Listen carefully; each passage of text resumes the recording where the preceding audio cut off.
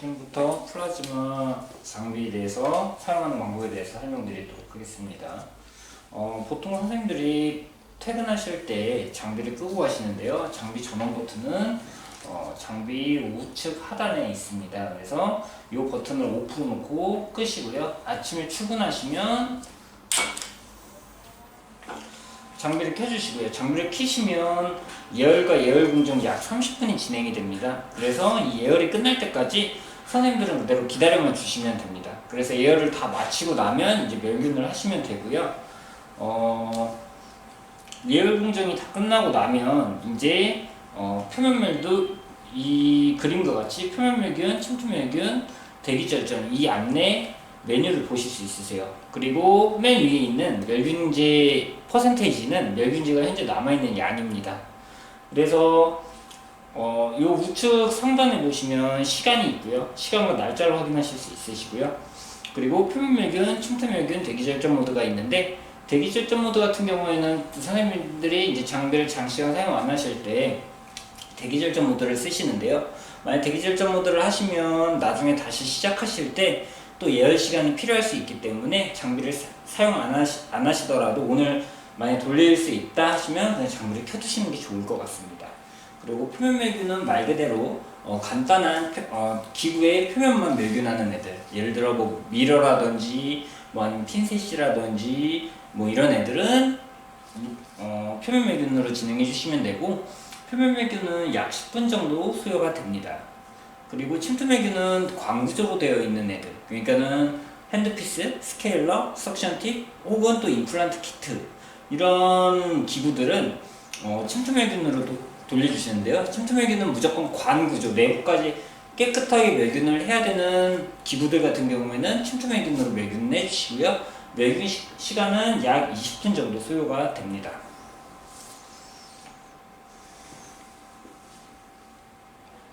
그리고 저희 플라즈마 같은 경우는 기본적으로 무조건 건조한 상태에서, 기구를 건조한 상태에서 돌리셔야 되고요. 만약에 수분이 남아있는 경우는 결로현상이라 그래갖고 과산화수소가 물하고 응집이 될 수 있기 때문에 기구의 내부 혹은 외부에 물기가 모두 다 제거되어 있는 상태에서 멸균을 하셔야 됩니다.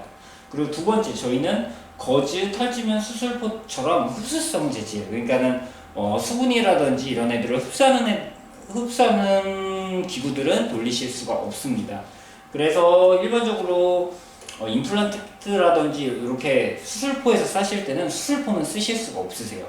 그래서 저희 같은 경우는 따로 부직포라 그래서 이렇게 생긴 수분이 흡수되지 않는 부직포를 이용하셔서 기구를 싸시거나, 혹은 액세서리 박스에 보면 이렇게 파우치가 있습니다. 그래서 이 파우치에 기구를 넣으신 다음에 멸균을 해주셔도 됩니다. 근데 이 파우치 같은 경우에는 이제 기구들을 예를 들어서 바로 쓰시는 경우는 사실 파우치에 넣어서 멸균하실 필요가 없으시고요. 예를 들어서 오늘 멸균해서 내일 쓴다, 혹은 일주일 뒤에 쓴다, 장시간 사용하지 않고 나중에 사용하신다고 하실 때 이제 이 파우치를 사용하시면 되고요. 이 파우치의 경우는 어느 정도 길게 자르신 다음에 끝을 자르시고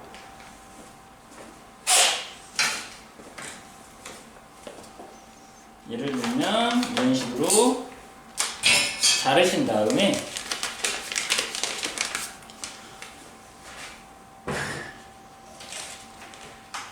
병원에 있는 이렇게 열로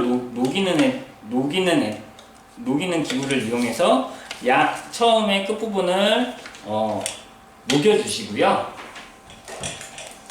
그래서 기구를 넣으신 다음에 나머지 한쪽을 밀봉을 시켜주시는 겁니다. 그래서 밀봉이 된 상태에서 이제 기구를 넣으시고 멸균을 하시면 되고, 근데 이제 이게 일회용은 아닙니다, 사실. 그래서 이물질이 묻지 않는다거나, 혹은 이거를 좀 더 길게 쓰신 다음에 몇 번 더 쓰시면 됩니다. 잘라가면서. 그렇기 때문에 처음에 쓰실 때 기구보다 약간 길게 자르시면 참 좋으시겠죠. 그리고 이 파우치를 하실 때는 이 파우치에 종이 재질 부분이 있고 비닐 부분이 있는데 비닐이 아래로 가게 해서 트레이 위에 올려주시면 됩니다.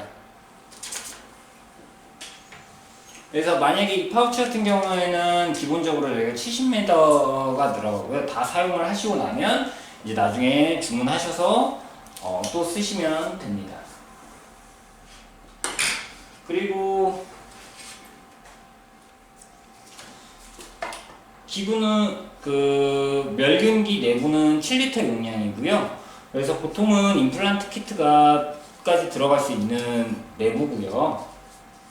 그래서 트레이는 2단 구조로 되어 있습니다. 그래서 뭐 기구가 많이 안 돌리신다 그러면 한 단으로 하셔도 되고, 또 양이 많다 그러면 2단으로 기구를 넣으신 다음에 멸균을 하시면 되는데, 일반적인 기구 같은 경우는 그냥 그 트레이 위에다가 기구를 올려 놓으신 다음에 멸균을 돌리시면 되고요. 대신 핸드피스 같은 경우에는 저희가 이 멸균기가 멸균을 처음 하면서 약 2개월에 암이 걸립니다. 그렇기 때문에 만약에 핸드피스를 그냥 넣으셔도 상관없는데 그냥 넉 돌리시면 오일이 빠져서 챔버나 아니면 트레이에 묻을 수 있습니다. 대신 이 오일을 만약에 묻다 하더라도 멸균이 다 끝나시고 나면 장비 끄시고 물티슈 같은 걸로 이렇게 한번 닦아주시고 말리신 다음에 다시 멸균을 하시면 됩니다. 대신 그게 싫다 하시면 이렇게 부직포를 한 장 정도만 까시고요. 그리고 그 위에 이런 식으로 이 위에 스케일러를 올려놓으시고 멸균을 하시면 됩니다. 이 플라즈마 같은 경우는 고온 오토클레이브하고 다르게 저온에서 멸균을 하는 거기 때문에 고무 혹은 플라스틱 모든 열에 좀 약한 기구들도 멸균이 가능하기 때문에요. 예를 들어서 이런 플라스틱 팁 같은 거, 혹은 요즘 많이 나오는 프린터 출력물이라든지 이런 것들도 가능하고요. 대신 저희가 온도가 약 60도까지 올라가기 때문에 60도 이하에서 녹는 제품들은 안 됩니다. 예. 그렇기 때문에 그런 것들만 좀 피하신 다음에 멸균을 해주시면 좋을 것 같고요. 그리고 참고적으로 말씀드리면, 예를 들어서 멸균제 같은 경우는 표면 멸균은 약 2%, 침투 멸균은 약 4%가 소요가 됩니다.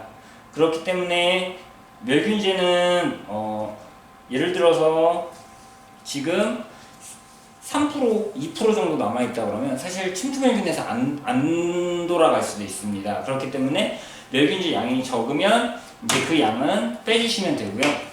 예를 들어서 2% 남았는데 침투 멸균 늘리셔야 된다 그러면 뺐다가 멸균제를 바꾸셔서 넣으시고, 지금 뺀 2% 남았던 이 멸균제는 잠그신 다음에 냉장고에 보관을 해주시고요. 나중에 쓰실 때 표면 멸균을 하실 때 그 멸균제 뚜껑 빼셔서 다시 멸균을 하시면 됩니다.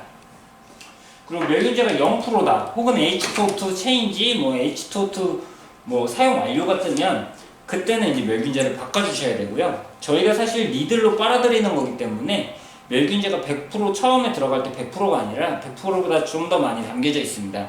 그렇기 때문에 멸균제를 다 쓰셨다 하더라도 흔들어 보면 양이 좀 남아있을 수 있습니다. 대신 그건 쓸 수는 없고요. 대신 그런 경우 같은 경우는 이제 마개로 잠그셔갖고 의료 폐기물로 버려주시면 될 것 같습니다.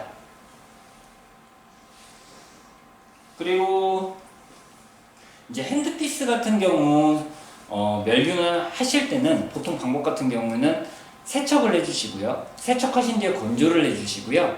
이제 내부 같은 경우 건조가 안 될 수도 있기 때문에 에어로 싹 다 건조를 하셨다 하더라도 에어로 싹 다 에어로 다 쏴주시고요.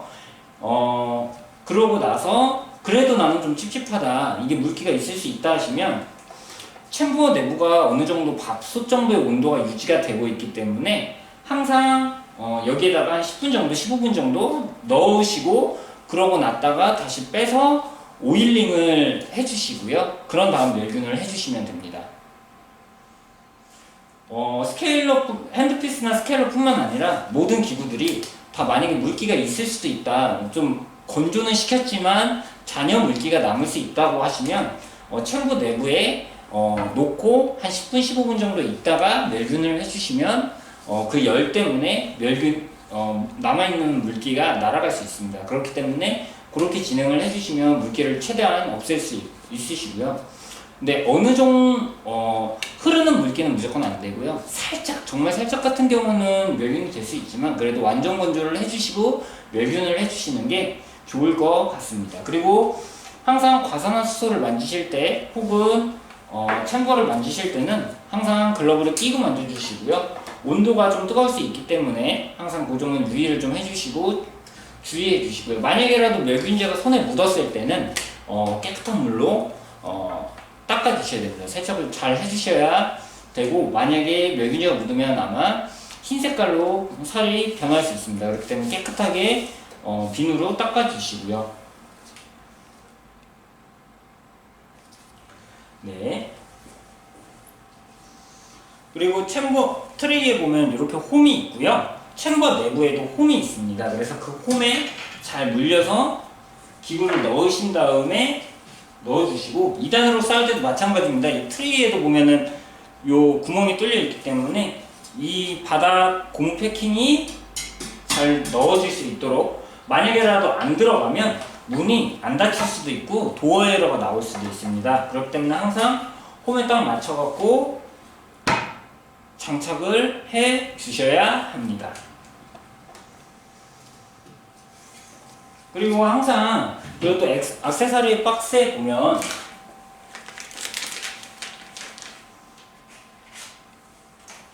이런 식으로 CI 테이프가 있습니다. 그래서 이 CI 테이프는 뭐냐, 이 멸균이 잘 됐는지 안 됐는지 확인할 수 있는 건데요. 이 CI 테이프 같은 경우는 만약에 변색이 원래는 CI 테이프의 색깔이 분홍 색깔입니다. 그런데 만약에 멸균이 잘 되면 지금 보여드리는 색깔처럼 노란 색깔로 바뀝니다. 근데 만약에 예를 들어서 얘가 이 지금 멸균 그 CI 테이프이 주황 색깔이라고 한다 그러면 그거는 멸균이 좀 덜 된 거고요.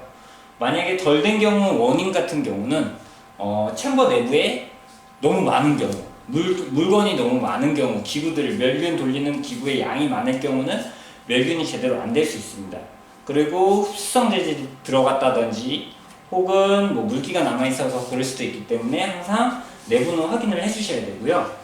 아까 말씀드렸던 부직포 같은 경우에는 얘도 마찬가지 일회용은 아니지만 만약에 오일이 묻거나 그랬을 땐 바로 폐기해 주시고, 그게 아니라고 한다 그러면 약 한 10회 정도는 사용을 하실 수 있습니다. 대신 만약 너무 많이 쓰면 얘가 이 부직포가 가산화수소나 물이 흡수될 수 있기 때문에, 가산화수소가 흡수될 수 있기 때문에 10회 이상은 사용 안 하시는 게 좋을 것 같습니다.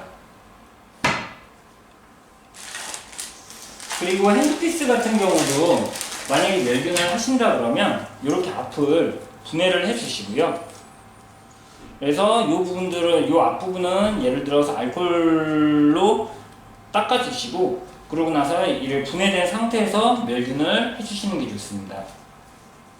그리고 핸드피스 같은 경우는 만약에 멸균이 다 끝났다 그러시면 이제 공회전을 하셔서 남아있는 오일이 다 빠질 때까지 좀 기다려 주셔야 되고요. 시간은 보통 한 20초 정도만 공회전을 해주시면 오일이 더 이상 빠지지 않기 때문에 오일이 안 빠질 때까지만 공회전을 해주시면 됩니다. 그리고 이 CI 테이프 같은 경우에는 무조건 붙여주셔야 되는데, 트레이에 예를 들어서 10개의 기구를 놨을 때 10개에 다 붙이실 필요는 없습니다. 한 트레이에 기구 한두 개 정도에다가만 붙여서 그 멸균이 잘 됐는지 안 됐는지를 확인해 주시면 되고요. 예를 들어서 2단 트레이에 기구를 돌린다 그러면 맨 하단 부분에 트레이 맨 하단에 있는 기구에 하나, 두 번째 윗단에 있는 그 트레이에 있는 기구에 하나, 두 개, 뭐 이런 식으로 붙여서 멸균이 잘 됐는지 안 됐는지 확인하실 수가 있습니다. 그리고 멸균이 안 됐을 때는 이런 식으로 분홍 색깔을 띠기 때문에요. 멸균하시기 전에 분홍색, 멸균이 잘 되면 노란색, 멸균이 덜 되면 주황 색깔입니다. 그리고 이 CI 테이프 같은 경우에는 지퍼락으로 잘 고정을 안 쓰실 땐 닫아주시고, 서랍 같은데 햇빛이 노출되지 않도록 잘 보관해주세요. 왜냐면은 햇빛에 노출되거나 혹은 공기와 만나게 되면 색깔이 변할 수 있기 때문에 그건 좀 신경을 써주시고요. 그리고 지금 동영상에선 보이시지 않겠지만 트레이를 챔버 내부를 열어서 보시면 구멍이 좌우 그리고 바닥에 있습니다. 근데 만약 이 구멍들이 다 막혀버리면 과산화수소가 제대로 도포가 되지 않습니다. 그렇기 때문에 최대한 구멍에 닿지 않도록, 가끔 이렇게 트레이에 고무 패킹이 있는데 이 고무 패킹이 다 빠져서 다 빠진 트레이를 챔버에다 넣으면 이 바닥이 닿기 때문에 이 과산화수소가 나오는 구멍을 막습니다. 그래서 에러가 나오는 경우가 있기 때문에요. 항상 멸균이 끝나시고 나면 이 트레이를 빼실 때 트레이 고무 패킹이 빠지지 않도록, 그리고 많이 빠졌다 그러면 다시 껴주시면 되기 때문에 그 점을 좀 유의해 주시고요. 혹시라도 임플란트 키트가 좀 커서 트레이에 올라가지 않는 경우는 트레이를 다 빼주시고 놔주시는데, 대신 주의하실 점은 만약에 아래에 있는 구멍이 막힌다 하더라도 좌측과 우측에 있는 구멍이 막히지 않도록 주의해 주시기 바랍니다. 만약에 이런 구멍까지 막히면 과산화수소가 안 올라올 수도 있기 때문에, 만약에라도 하단 부분에 구멍이 막혔다 그러면 최대한 좌우 구멍이 열릴 수 있도록 그렇게 놓고 멸균을 해주시면 좋을 것 같습니다. 그리고 혹시라도 사용을 하시다가 궁금하신 게 있으시면 언제든지 연락을 주시고요. 그리고 멸균을 하실 때, 예를 들어서 표면 멸균을 하는데, 표면 멸균을 하실 때 트레이 위에